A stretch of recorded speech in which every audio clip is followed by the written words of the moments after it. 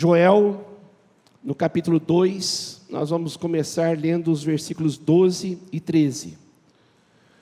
Agora, porém, declara o Senhor: voltem-se para mim de todo o coração, com jejum, lamento e pranto. Voltem-se para mim. Voltem-se para mim de todo o coração. Versículo 13: rasguem o coração e não as vestes. Voltem-se para o Senhor, porque o seu Deus, Ele é misericordioso, compassivo, muito paciente e cheio de amor. Arrepende-se e não envia a desgraça. Como está a sua vida? Como está a sua vida? Você verdadeiramente, sinceramente, está feliz com a maneira como você tem vivido? Como está a sua saúde? Como estão as suas finanças? Seu trabalho? Como está a sua vida sentimental, sua vida emocional? Como estão os seus sonhos? Você tem sonhos? Você se sente animado, empolgado, entusiasmado? Como verdadeiramente está o teu relacionamento com Deus? Como está a sua vida espiritual? Como está a sua vida? Como está a sua fé? Quando nós falamos sobre autoanálise, eu acho fantástico esse texto de Ageu, quando Deus diz: assim diz o Senhor, vejam aonde os seus caminhos os levaram. Autoanálise. E Deus mesmo coloca: vocês têm plantado muito e colhido pouco. Vocês comem, mas não se fartam. Vocês bebem, mas não se satisfazem. Vestem-se, mas não se aquecem. Aquele que recebe salário, recebe-o para colocá-lo numa bolsa furada. Você sente dessa forma? Por isso, assim diz o Senhor, de uma forma contundente: vejam aonde os seus caminhos os levaram. É um convite à autoanálise. É um convite à introspecção. Eu creio que este é um hábito perdido em nossas vidas, que tem que ser algo constante. Porque se nós tivermos uma visão real de como está a nossa vida, nós podemos traçar alvos para melhorar. Se as pessoas fizessem isso com mais frequência, muitos casamentos não acabariam. Se as pessoas fizessem isso com mais frequência, muitos não deixariam a igreja, não abandonariam a fé, não cairiam na falência financeira. Se nós fizéssemos isso com mais frequência, a coisa ia mudar. Por isso eu quero convidar você hoje para responder essa pergunta: como realmente está a sua vida? Seja muito sincero para responder isso para você. Deus te ama demais. O desejo dele para você é justamente que você tenha uma vida muito abençoada, que você seja muito feliz, como um pai quer que o seu filho se dê bem na vida. Muitos pais querem que os filhos se deem bem na vida. Isso é o amor. Agora, uma coisa que é interessante, que muitos filhos pensam que sabem mais que os pais, e fazem do seu jeito, e não ouvem os pais. Assim, mesma coisa conosco, em relação a Deus. Às vezes nós nos tornamos tão soberbos, tão orgulhosos, que fazemos as coisas do nosso jeito. É por isso que Deus vem e faz esse convite: voltem para mim, volte para mim, venha ser feliz, venha ser realizado, venha viver de forma plena, abundante, a plenitude da vida. É um Deus amoroso querendo te dar o melhor. É o Deus amoroso querendo te dar plenitude de vida. Volte para mim. Queridos, esse é o tema praticamente de toda a Bíblia. É a mensagem de toda a Bíblia. Um Deus que vai ao encontro dos seus filhos, vendo-os na miséria, vendo-os nas dificuldades, mas fazendo esse convite insistentemente: volte para mim. E nós percebemos isso de uma forma muito clara nos livros da Bíblia, mas especialmente hoje nesse livro de Joel. Um homem que diz para o povo: Deus chama vocês para voltar para Ele. Joel foi um profeta que viveu no tempo do rei Joás, do sul, ali de Judá, Jerusalém. O povo estava afastado de Deus. E é muito interessante, quando nós estudamos a Bíblia, nós entendemos o pano de fundo histórico, o que estava acontecendo naquela época. A mensagem de Joel se dá diante do pano de fundo histórico de um povo afastado de Deus, de um povo longe de Deus, e Deus, querendo chamar esse povo de volta para si, envia uma seca sobre a terra, onde o povo estava passando fome, necessidades, não havia chuva. E para piorar a situação, Deus ainda mandou uma praga de gafanhotos, onde aquilo que era muito difícil nascer, quando nascia alguma coisa, vinham os gafanhotos e comiam tudo. E o povo estava vivendo uma miséria de vida. Aí vem Joel e traz essa mensagem de Deus neste pano de fundo: volte para mim. É um incentivo à mudança, é um basta ao conformismo, é um convite ao arrependimento. E é interessante, se nós analisarmos a mensagem de Joel, nós vamos perceber que é a mesma de João Batista, quando diz: arrependam-se, porque o reino de Deus está próximo. Aí vem Jesus, qual que é a primeira pregação de Jesus? Arrependam-se, porque o reino de Deus está próximo. Voltem para mim. Ou seja, é um incentivo à ação. Eu acho fantástico o conceito de arrependimento. É o estado de tristeza pelo pecado, tristeza por ter ofendido a santidade de Deus, mas esse estado de tristeza me leva a agir, abandonar o pecado e voltar para Deus, ou seja, implica em ação. Nada vai acontecer se eu não agir. Não é remorso.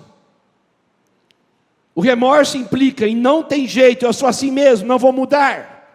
O que caracteriza o remorso é a inércia, o continuismo, a acomodação, a conformação. O arrependimento não. O arrependimento envolve ação, é dinâmico, gera volta. Eu estou andando para cá e eu resolvo mudar a minha direção, me converter, ir para o outro lado, impulsa a ação. Lembra de Judas? Traiu Jesus e ficou com um remorso tão grande, isso levou a uma depressão profunda e suicidou-se. Muitas pessoas estão se matando por causa da culpa, mas não agem para mudar. Percebem que precisam mudar, mas não fazem nada para isso. Isso não é arrependimento. Arrependimento é o que Pedro teve quando negou Jesus. E foi correndo de volta para ele pedindo perdão. Então esta é a mensagem de Joel para o povo de Israel. Essa é a mensagem de Deus para a tua vida hoje. Você nunca vai encontrar vida plena e abundante longe de Deus. Nunca. Você vai correr atrás do vento. Você não vai se deslocar para frente. E é por isso que Deus te convida hoje para refletir sobre a sua vida. E te convida hoje para que esta reflexão te leve a agir. Eu quero meditar com você sobre esse tema hoje. Volte para mim. Deus te chamando hoje, volte para mim. Porque eu te amo. Eu te amo. A primeira coisa que eu tenho que entender é que qualquer movimento de mudança em nós, a base desse movimento é o Espírito Santo agindo. Agora, o que implica na motivação principal para eu querer mudar? É justamente o amor de Deus. O que me motiva a mudança é saber que Deus me ama. É saber que Deus vai me receber com os braços abertos. Não é isso que acontece quando você erra com o seu pai, com a sua mãe? Você sofre porque você errou, e porque você não tem dificuldade nenhuma de pedir perdão, é porque você sabe que ele ou ela vão te aceitar de braços abertos. Não é isso que você faz com a tua esposa, com o teu marido? Não é isso que você faz quando você percebe amor num relacionamento? Não é esse que o incentivo maior de você querer melhorar e querer fazer a coisa dar certo e você mudar? Com Deus é a mesma coisa. O O que vai me incentivar a voltar para Ele é saber que Ele vai me perdoar. É por isso que Joel diz: voltem para mim, com todo o coração, rasguem o coração, porque eu sou misericordioso e compassivo. Podem vir, eu sou muito paciente, eu sou cheio de amor. Vocês podem voltar para mim, porque vocês vão ser bem recebidos. Podem voltar para mim, porque eu vou perdoar vocês. Cuidado com o remorso, cuidado com a inércia, cuidado com esse pensamento diabólico que você não tem jeito, que a sua vida é assim mesmo, que a coisa não vai mudar. Cuidado para não se colocar num embrenhado, uma Babel emocional, espiritual, que traz confusão para a tua vida, e pensar que todo mundo é assim, que não tem ninguém perfeito neste mundo, e você de fato vai ser mais um pecador miserável no meio de pessoas miseráveis. Para de pensar dessa forma. Cuidado com o conformismo. Esses pensamentos são malignos e impedem você de voltar para Deus. É um engodo, é um engano. Creia nisso, Deus te ama com amor incondicional e eterno. Por isso que quando eu começo a duvidar do amor dele, eu me afasto de Deus. Por que você acha que tantas dúvidas vêm à tua cabeça? Por que Deus não te dá uma vida financeira melhor? Você tem orado tanto. Por que Deus não ouve essa oração? Por que Deus não abençoa a tua vida sentimental? Por que a coisa não muda? O que você acha que é isto? Você acha que são pensamentos teus, inerentes a você? Não são. É o diabo querendo tirar de você a confiança que Deus te ama. Como que eu vou buscar um Deus se eu tenho dúvida se Ele me ama e se Ele me quer bem? Então somos assolados, bombardeados todos os dias. Precisamos tomar muito cuidado com isto. É por isso que Deus diz para o povo: chore, jejue, ore, mas faça alguma coisa. Tem jeito sim. E o alicerce disso, o fundamento disto, é justamente o amor de Deus. Lembra do filho pródigo? A palavra do filho pródigo, ilusão, é onde você está, pode estar, e muitos estão iludidos com este mundo. Estava bem na casa do pai, mas ele disse: eu quero experimentar algo novo. Eu quero experimentar algo novo.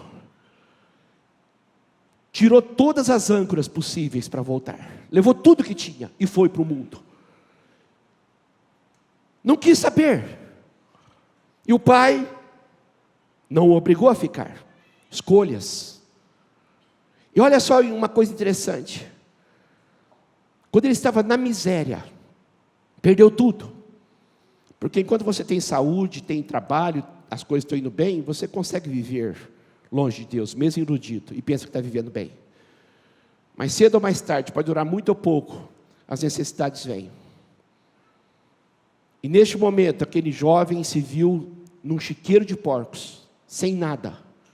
E sabe o que aconteceu com ele? Olha só Lucas, versículo 17, capítulo 15, caindo em si. Ele pôs a mão na cabeça, caindo em si. Quantos trabalhadores do meu pai têm pão com fartura? E eu aqui estou morrendo de fome. Agora, olha só o que ele resolveu: eu me porei a caminho, agir. Eu voltarei para o meu pai, agir. Eu direi: pai, eu pequei, confessar. E o que ele fez? Levantou-se e foi. Por que a coisa aconteceu? Porque ele agiu. Ele percebeu a ilusão, caiu a ficha, reconheceu o seu erro, não se conformou com o seu estado, mas ele agiu. E o que motivou? Meu pai vai me aceitar. Meu pai trata bem funcionários, quanto mais eu sou filho. Eu vou dizer: pai, eu errei. Eu quero voltar. Não se conforme com o seu estado. Você não foi feito para viver na depressão, na miséria. Você não foi feito para ficar mendigando carinho de pessoas, entrando em relacionamentos conturbados, doentios. Você não foi feito para adultério, para pornografia. Você não foi feito para miséria. Não se conforme em ficar lá no chiqueiro de porcos. Diga: eu vou me levantar, eu vou agir. Algo tem que acontecer na minha vida. Mensagem de Deus para a tua vida hoje: acorde. Olha o teu estado. Ele te espera. Ele te espera. O filho ainda estava longe. E a Bíblia diz que mesmo longe o seu pai o viu. Cheio de compaixão, este é o teu Deus.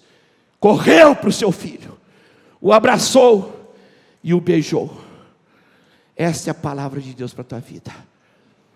Deus te ama e não quer que você continue vivendo essa miséria de vida.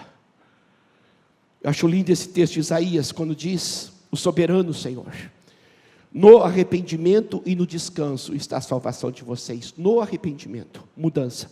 No descanso, na quietude. Você se vê uma pessoa quieta, calma, sossegada? Você se vê uma pessoa confiante? Está o seu vigor? Você se sente uma pessoa forte diante da vida? Mas Deus diz: vocês não quiseram isto. Não quiseram. Por isso o Senhor espera um momento de ser bondoso com vocês. Eu acho muito lindo esse texto, porque diz o seguinte: olha, vocês vivem assim porque vocês querem. Vocês estão correndo de um lado para o outro, procurando em muitas coisas, em muitas pessoas, aquilo que eles não podem te dar. E eu estou aqui esperando vocês voltarem para mim, esperando vocês agirem, um mover, um arrependimento. Eu estou esperando vocês pararem com tanta correria e sossegarem o coração e voltar para mim, porque eu amo vocês. Eu tenho que voltar para Deus porque Ele me ama, mas eu tenho que voltar para Ele para usufruir também do amor dEle. Volte para mim para usufruir do meu amor. O afastamento de Deus é paulatino, gradativo e muitas vezes imperceptível. As pessoas, de uma forma geral, vão se afastando sem se perceber. Pode estar acontecendo isso com você. Você percebe que você era muito mais fervoroso há um tempo atrás, no começo da sua conversão, e hoje você se sente extremamente frio. Mas isso não aconteceu de uma hora para outra. Isso tem acontecido de forma gradativa, mas constante. Esse que é o problema. Se torna imperceptível. Agora, o que nós não entendemos, as consequências, é de fato que nós nunca seremos felizes longe de Deus. Longe de Deus não há como não sofrer. Agora, há um engodo, há uma armadilha que a Bíblia chama de sofisma. Sofisma é um engano, onde a coisa parece que é verdade, eu sinto que é verdade, mas é uma tremenda de uma mentira. Onde muitas vezes eu penso que Deus é o responsável pelos meus sofrimentos. E tem muitas pessoas assim. Deus é o culpado pelo que tem acontecido na minha vida. E Deus não é o culpado. O afastamento de Deus é a causa. O que pode ser o culpado por algumas coisas que têm acontecido na sua vida são pessoas dentro das igrejas, pastores dentro das igrejas, que muitas vezes não são usados por Deus na tua vida. Mas não é Deus, não. O que pode estar acontecendo é que a falta de paciência e de sabedoria tua nas crises faz com que você se exaspere e não tenha paciência e pense que a culpa é de Deus. Porque Deus coloca você no fogo para te provar e te aprovar, mas você é reprovado. E na hora da prova o professor não fala nada. E é muitas vezes quando você ora e Deus não responde, porque quer saber até que ponto você vai confiar no meu amor. Mas o culpado é Deus, não. O culpado é a maneira como você reclama da vida e fica incrédulo diante das provas. Então eu começo a entender que isso tudo é a falta de conhecimento da palavra. Eu não leio a Bíblia. Eu não me envolvo em grupos pequenos. Eu não alimento a minha fé. E o que é pior, eu também não tenho muito interesse em conhecer mais a palavra de Deus. Quantos anos você está na igreja? Você já leu a Bíblia alguma vez inteira? É muito difícil, não é? É a primeira coisa que você vai, já tentei, já parei. Tem muitas coisas que você tentou várias vezes e até hoje você tenta porque você fala, isso é importante para mim. Então falta conhecimento. Mas uma coisa que eu preciso entender, que Deus não é o culpado da miséria de vida que eu tenho vivido. Eu tenho que me colocar como responsável. Só que, o que acontece? E eu quero que você preste muita atenção nisso. As crises, muitas vezes, são bênçãos em nossas vidas. Quando tem uma crise conjugal, o casamento pode acabar ou pode melhorar muito com aquela crise, depois que vocês resolverem. Uma vida financeira pode acabar ou pode melhorar muito quando você começa a se mexer para resolver. Então tem muitas coisas na vida que nós vamos começar a perceber a ilusão que nós estamos, mas quando nós começamos a agir, quando nós saímos do aqui e agora, porque quando nós estamos vivendo com saúde, com dinheiro, tudo tranquilo, a coisa está acontecendo, você não percebe a necessidade de ir à igreja, você não percebe a necessidade de buscar Deus com afinco, você não ora, mas uma hora isso vai acabar. Por quê? Porque estamos num mundo onde mais cedo ou mais tarde nós vamos, como o filho pródigo, cair em si. Mais cedo ou mais tarde vamos nos ver cuidando de porcos. Quando vem uma crise no casamento, onde vem uma doença, onde vem as finanças, ou então algo que pode estar acontecendo com você já, aquele vazio que você tem quando você dorme à noite, põe a cabeça no travesseiro e fala, qual que é o propósito da minha vida? Já sentiu isso? Por que eu estou vivendo? E se existir de fato um céu, um inferno, para onde que eu vou? Qual que é a razão da minha vida? Então o que nós começamos a perceber? As adversidades, as tribulações, muitas vezes são verdadeiras bênçãos para nos fazer acordar. São verdadeiras bênçãos. É como a luz do carro, do painel piscando, ou a gasolina está acabando, ou o óleo está com problema, ou o freio está com problema. Se eu ignorar logo para frente, mais cedo ou mais tarde eu vou ficar na mão. Ou o motor pode fundir, ou a coisa pode ficar muito pior. Então, quando a luz do painel acende, me convida a agir. Eu preciso fazer alguma coisa, porque a coisa não está bem. E são esses sinais que Deus tem mandado para você.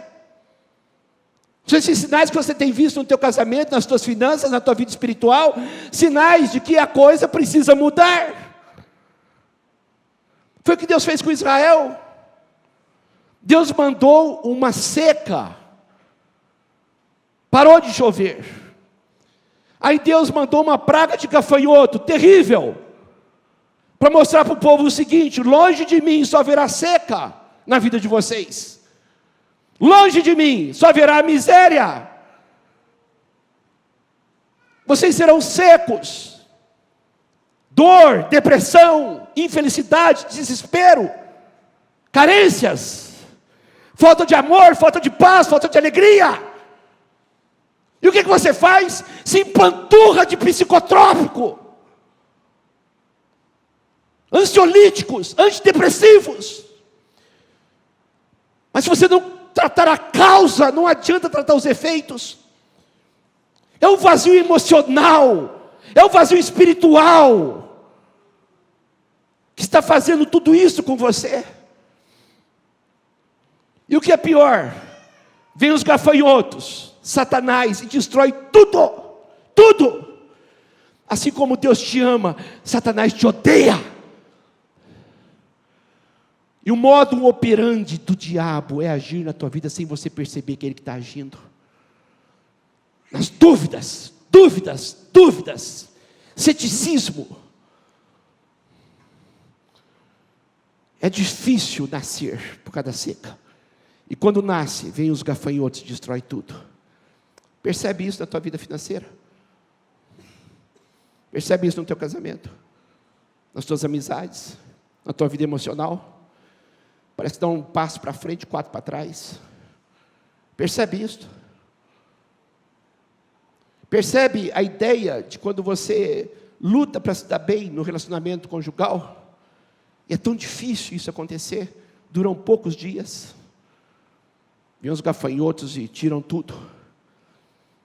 O ladrão vem para roubar, matar e destruir. E ele te ofende através da pobreza, da praga, da sequidão, da vontade de morrer. Está com vontade de morrer? Isso não vem de Deus, não. Nem de você, é Satanás. Isso é batalha espiritual. Acorda para a vida. Pessoas deprimidas. Isso não é normal. Pode ser comum, porque muita gente hoje parece que se acomodou numa miséria de vida. É comum, comumente falando. As pessoas estão hoje longe do que é uma verdadeira vida. Mas eu, como filho de Deus, eu que estou buscando pela fé uma vida abundante, se eu acreditar de fato que a minha vida é abundante em Deus, eu não posso me acomodar pensando que isso é normal, porque não é. Volte para Deus. Ele te ama. Pare de se conformar. Como eu posso fazer isso de forma prática? De que maneira eu posso fazer isso de forma prática? Deus nos dá a direção. Declara o Senhor, voltem-se para mim. E não é de qualquer jeito não, mas de todo o coração. Com jejum, com lamento e com pranto. Quando eu começo a olhar para mim e ver o meu verdadeiro estado, quando eu começo a olhar para mim e não me conformo, não me acomodo, eu vou agir. E eu vou dizer uma coisa para você. Deus nos deu uma arma poderosa chamada jejum. Deus nos deu uma arma poderosa. O jejum é algo poderoso. Como é poderoso o fato de você estar aqui essa noite, vir à igreja, isso é poderoso. Honrar Deus com a tua vida, buscá-lo no seu dia a dia, isso é poderoso. Participar de um grupo pequeno, isso é poderoso. São coisas que Deus tem nos dado para crescermos. Então qual que é o grande problema nosso? Quando eu deixo de fazer essas coisas, simplesmente por fazer, como um ato de religiosidade frio e calculista, porque tem muitas pessoas que simplesmente se acostumaram a vir à igreja, porque vêm há muitos anos, mas entram e saem do mesmo jeito, não tem mais motivação nenhuma de mudança, se acomodaram. Então da mesma forma, se eu encarar a igreja dessa forma, a coisa não vai mudar. Se eu encarar a oração, a coisa não vai mudar. Se eu encarar o jejum como um ato religioso, a coisa também não vai mudar. É por isso que Deus diz, façam isso de todo o coração. Porque Deus vê a intenção do meu coração. Nem o seu marido, que te conhece tão bem, sua esposa, teus pais, ninguém sabe da intenção do seu coração. Só você e só Deus. E é justamente essa intenção do seu coração que você precisa vigiar. Para você tomar cuidado de não ser um religioso. Não se deixar esfriar. Porque tem muitas pessoas que jejuam e dizem, a coisa não acontece. Oram e dizem, a coisa não acontece. Vêm à igreja e dizem, a coisa não acontece. Isaías 58 fala uma coisa interessante sobre o jejum. Quando o povo inquire Deus, indaga, questiona, por que jejuamos e o Senhor não vê? Por quê? Porque nós nos humilhamos e o Senhor não repara. Contudo, Deus responde, no dia do jejum de vocês fazem o que é do agrado de vocês. Vocês continuam roubando, passando os outros para trás, mentindo, ludibriando, enganam, exploram os seus empregados. No dia do jejum de vocês brigam, fofocam, reclamam da vida, brigas, socos. Vocês não podem jejuar como fazem hoje e esperar que a sua voz seja ouvida. Não vai acontecer nada. Será que é esse jejum que escolhi para vocês? Apenas um dia para você se humilhar, inclinar sua cabeça como um junco e se deitar com um pano de saco e cinzas? É isso que vocês chamam de jejum? E dia aceitável ao Senhor? O jejum não é para eu sofrer e Deus ter pena de mim e me ajudar. O jejum não é para eu ter aquela cara de tristeza e de sacrifício, não é isso não. Então o que eu preciso entender? Que eu não posso fazer de coisas santas, profundas, atos religiosos. O meu culto, que eu presto a Deus aqui todos os domingos, se não baterem forte na minha vida, da segunda, terça, quarta, quinta, onde eu estiver durante a semana, não valeu nada eu ter vindo. Nada. Foi um ato de religiosidade. E da mesma forma o jejum. Não adianta eu ficar sem comer, como um ato sacrificial, se eu continuo fazendo o que eu tenho feito. Continuo xingando, continuo visitando sites pornográficos, continuo sendo adúltero. Não adianta nada. E é por isso que eu vou continuar lá cuidando de porcos, faminto, sem perspectiva alguma, porque definitivamente a coisa não vai acontecer. Eu vou na igreja todo domingo. E daí? Eu sou batizado. E daí? Eu jejuo. E daí? Sua vida está mudando? A coisa está acontecendo? Qual que é o jejum que agrada a Deus? O jejum que eu desejo é este. É este. Soltar as correntes da injustiça. Presta atenção nos termos. Tudo envolvendo libertação. Soltar as correntes da injustiça. Desatar as cordas do jugo. Pôr em liberdade os oprimidos e romper todo jugo. Partilhar, agora outra parte, versículo 7. Partilhar a comida com o faminto. Abrigar o pobre desamparado. Vestir o nu e não recusar ajuda ao próximo. Duas partes. Primeiro, liberdade, romper, quebrar, soltar, acabar com a opressão. Eu estou livre, livre. E uma vez que eu estou livre, a segunda parte, abençoar. Sabe quais as primeiras pessoas que precisam ser abençoadas? As pessoas dentro da tua casa. Não adianta você querer ajudar uma pessoa que está faminta lá fora, se a tua família está faminta da sua presença, do seu amor, da sua gentilidade, de você ser mais gentil, da sua gentileza. Não adianta nada. Quando eu começo a perceber que o evangelho prático, eu preciso jejuar, por quê? Porque eu preciso perdoar, e eu não consigo. Eu estou preso, amarrado a uma coisa chamada mágoa. E essa coisa chamada mágoa faz com que eu ofenda as pessoas que eu deveria amar. Então o jejum é quando eu me liberto da mágoa e eu aprendo a perdoar e começo a agir diferente.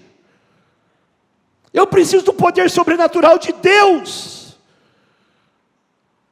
Eu estou livre da minha raiva, do meu acesso de raiva, para poder ser mais gentil. Eu estou livre da minha ansiedade, para começar a viver com mais confiança. Eu sou livre do meu orgulho, para parar de falar mal dos outros. É esse o jejum que Deus quer. Eu não sou mais escravo. O que você está fazendo com o teu casamento? Você está traindo a tua esposa toda vez que você entra em sites pornográficos. Você está fazendo na tua vida. Não consigo, então jejua, mas não se acomode.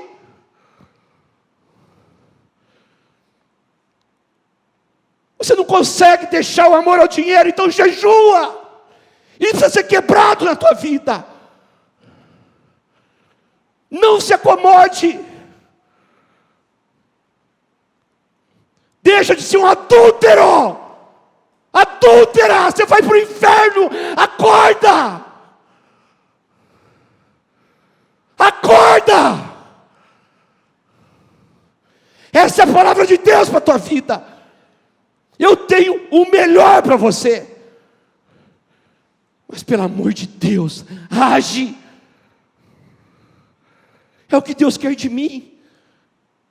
Quando eu começo a entender isto, me liberto, e principalmente começou a agir, aí sim, Deus conclui, a sua luz irromperá, como a alvorada, a noite acaba, o dia vem, as trevas se dissipam, a luz chega, prontamente surgirá a tua cura. Está precisando de cura? Olha aqui para mim, 50% das doenças nos hospitais que estão sendo tratadas são de fundo psicossomáticos. Isso não é dado de um pastor presbiteriano, isso é dados científicos da Organização Mundial da Saúde, OMS. Você está com problema de estômago, você está com problemas de pressão alta, isso traz câncer, isso traz arritmia, isso traz tantos transtornos de saúde. Mas o que está realmente precisando ser tratado é a tua alma, as tuas emoções, o teu espírito. Por isso que quando eu começo a agir, Deus diz, você vai ser curado. Não adianta ficar tomando remédio para estômago, para a cabeça, para o coração, tratando os efeitos, se a causa continua lá borbulhando. Se você não acabar com essa ansiedade tua, você pode tomar ansiolítico pro resto da vida, que a coisa não vai mudar. Você só vai tratar o efeito. Então está na hora de você pegar essa palavra e dizer, aí sim, você será curado. A retidão irá diante de você. A glória do Senhor estará na sua retaguarda, ou seja, Deus vai te proteger. Ninguém vai te atacar por trás.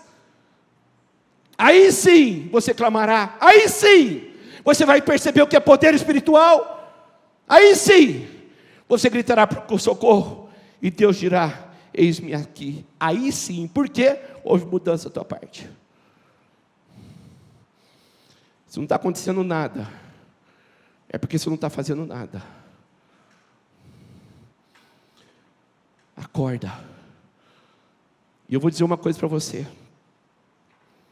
Palavra profética para a tua vida hoje, em nome de Jesus. Versículo 11. Sobre o jejum, Deus diz, o Senhor te guiará constantemente. Você não precisa disso? Satisfará os seus desejos numa terra ressequida pelo sol e fortalecerá os seus ossos.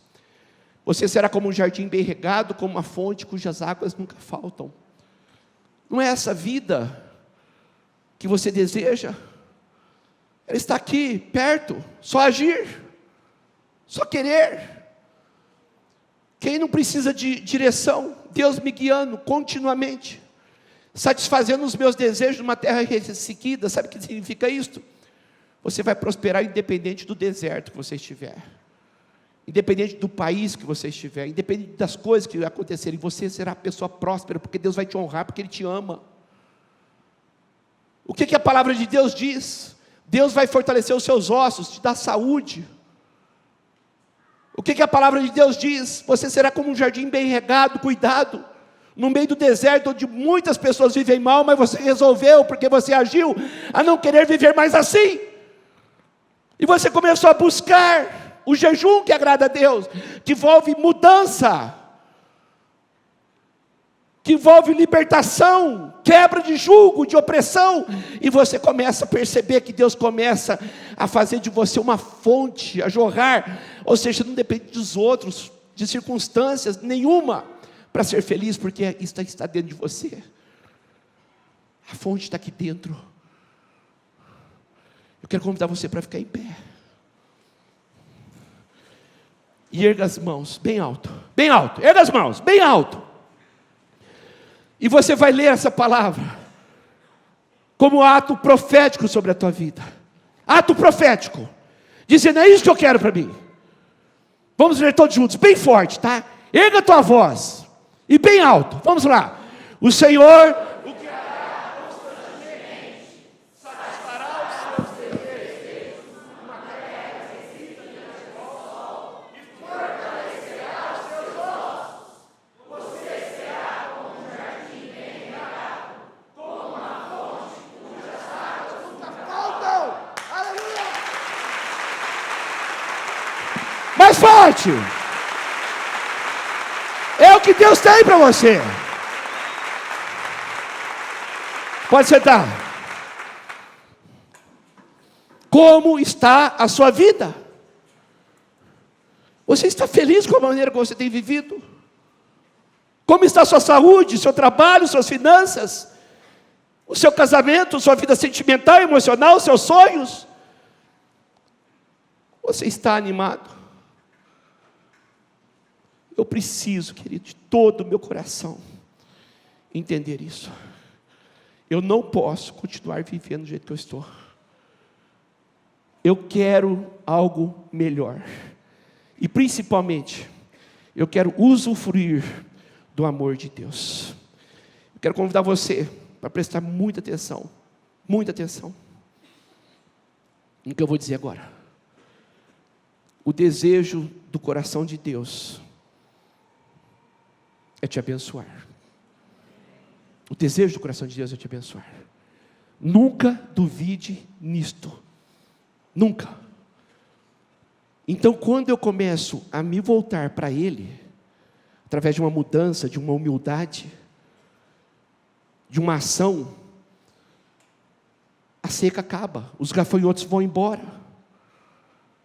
Por que eu sou amado por Deus, mas não sinto isso? É por causa da maneira como eu estou vivendo. Então eu preciso entender isto. O povo jejuou, se humilhou.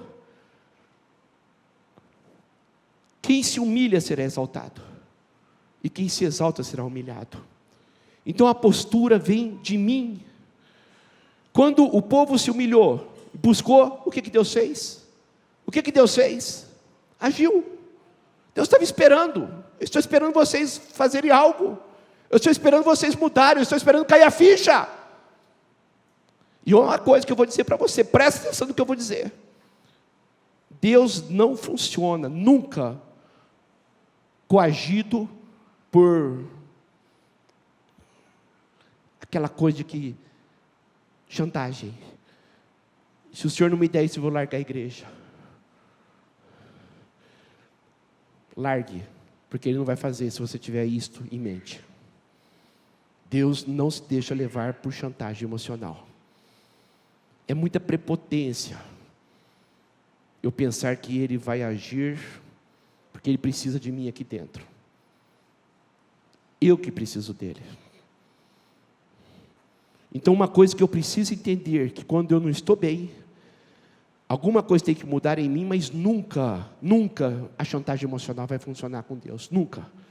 Então o povo se humilhou, e o que aconteceu? O Senhor respondeu, vocês agiram, eu reagi, e Deus diz, eu estou lhe enviando o trigo, o vinho novo, o azeite, o suficiente para satisfazê-los plenamente, vocês serão fartos, nunca mais farei de vocês um motivo de zombaria para as nações, não tenham medo, animais do campo, pois as pastagens estão ficando verdes, a chuva vai começar a descer, a coisa vai começar a acontecer, as árvores estão dando seus frutos, a figueira e a videira ficam carregadas, ó povo de Sião, alegre-se, regozije-se no Senhor, o seu Deus, porque Deus vai dar a vocês a chuva novamente. Ele lhe envia muitas chuvas, como antes, e as eiras ficarão cheias de trigo, os lagares, os tonéis transbordarão de vinho novo e de azeite. Eu suprirei as necessidades de vocês. Presta atenção nessa promessa. Restituirei. Eu vou compensá-los. Restituirei os anos que vocês perderam pela seca e pelos gafanhotos. Vocês comerão até ficarem fartos. Vocês louvarão o Senhor. Serão felizes. Felizes. Vocês serão felizes. Nunca mais você será humilhado. Vocês saberão que eu estou no meio de vocês, que eu sou o Deus de vocês, e não há nenhum outro. E nunca mais você será humilhado. Palavra de ordem para você hoje. Restituição. Eu vou te devolver o que você perdeu. Você está correndo tanto, procurando em tantas coisas aquilo que está te saciando, e eu vou te dar, só eu posso te dar. Deus pode te libertar da coisa mais perigosa que existe dentro de você: insatisfação crônica. Aquela pessoa que não consegue se agradar de nada que acontece na vida dela. Não tem nada mais nocivo na vida de uma pessoa do que reclamar da vida. Tem duas coisas que são autoexcludentes. Autoexcludente significa o seguinte: quando tem uma, não tem a outra.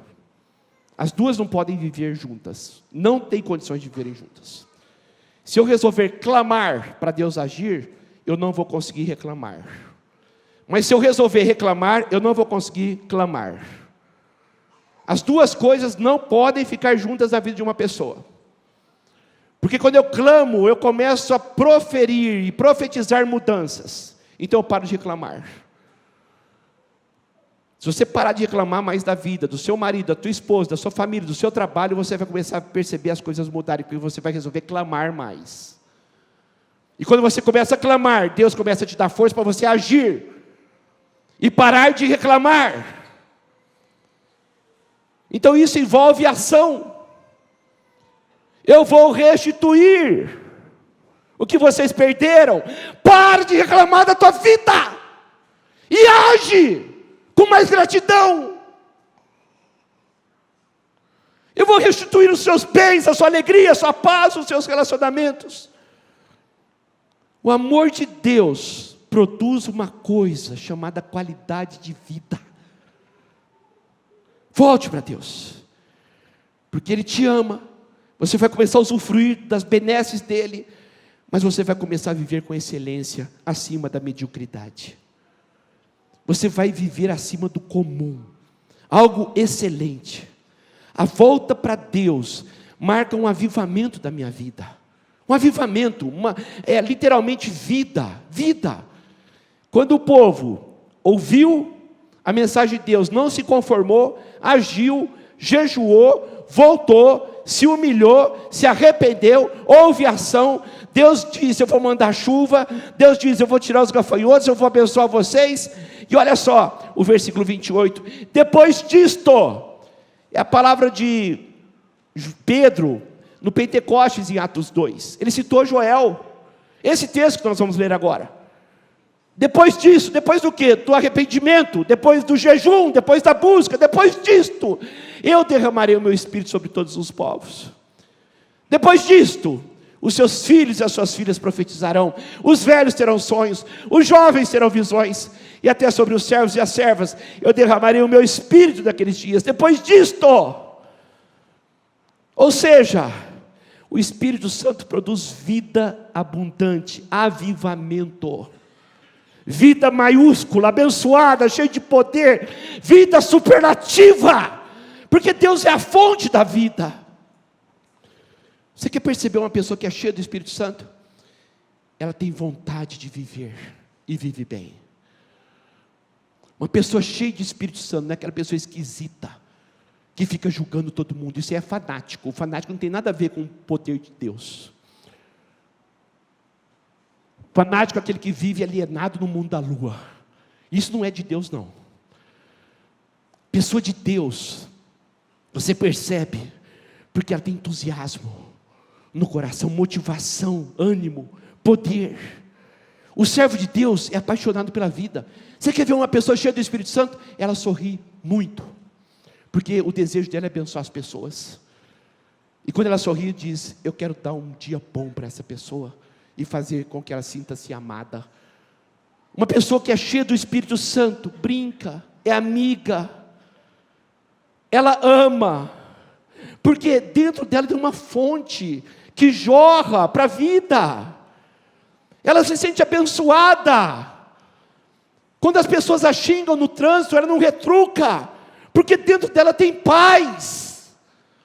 Uma pessoa cheia do Espírito Santo, e aquela que tem todas as suas necessidades supridas por esse Deus. E ela não é uma pessoa que fica acusando as outras.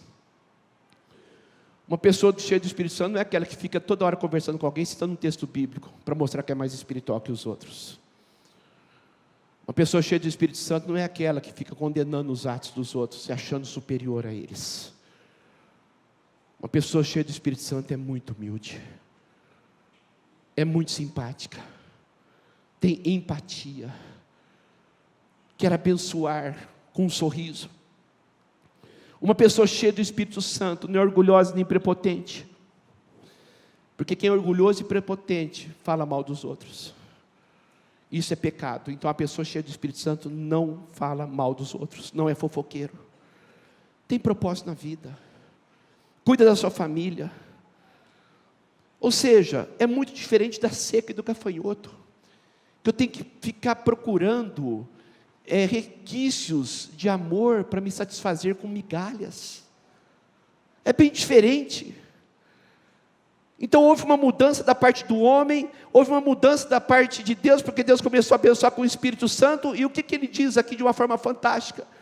Os jovens profetizarão, os velhos sonharão, os moços terão visões, projeta o futuro. A pessoa cheia do Espírito Santo olha para frente e tem vontade de viver, porque é para lá que nós vamos. Eu vou dizer uma coisa para você: não tem nada mais letal, nada mais prejudicial do que você ficar focando o teu passado. Se ele foi bom ou se ele foi ruim, passou. Se ele foi bom, não queira que ele volte, porque ele não vai voltar. Se ele foi ruim, não reclame, porque já passou. Então, todo jeito não vai resolver nada. Então, a ação do diabo é justamente a acusação dos pecados que eu fiz, dos equívocos que eu cometi e nas coisas erradas que eu cometi. Porque eu não posso mudar mais o que aconteceu. Mas a ação de Deus é o futuro. Vocês vão profetizar, terão visões, sonhos, porque é para lá que vocês vão. O casamento de vocês pode ser muito melhor. É só você aprender a perdoar. Porque o passado acabou. Aprenda com o passado. Mas não fique lá, olhe para frente, crê no milagre, crê no sobrenatural. Jovens sonharão, velhos terão visões, sonhos. Tem gente que só fica reclamando da saúde, achando doença nova. Qualquer assunto que você fala e pergunta é uma doença que ela procura. E muitas vezes não precisa ter uma pessoa tão idosa, não. Pessoas novas só reclamam de tudo. Você acha que isso é vida espiritual? Você acha que isso é vida com Deus? Só frequentar uma igreja, mas ficar insatisfeito com tudo e reclamar de tudo? Você acha que isso é poder espiritual? Não está na hora de você dar um basta nisto? Os jovens não sonham mais. Não sonham mais. Só redes sociais, só internet. Ah, todo mundo faz, então seja todo mundo. Ou então, queira algo excelente. Rala, estuda, cresça. Sabe por que você tem que se motivar? Porque o melhor de Deus ainda está por vir. É o futuro. O avivamento é a intensidade da vida cristã. É querer viver e viver bem, sonhar e idealizar. Mensagem de Deus para a tua vida hoje: volte para mim, eu te amo, e você vai usufruir do melhor dessa terra, e você vai viver e aprender a viver no sobrenatural, na excelência, quebrar com a mediocridade. Que a bênção do Deus Todo-Poderoso e seja com você e sobre você, em nome de Jesus, amém, amém. Participe dos nossos cultos na Avenida Sacadura Cabral, 1354, entre as ruas 32 e 34, no bairro Aeroporto. Nosso telefone 17 3323 4766. Acesse www.segundaipb.com.br. Deus abençoe.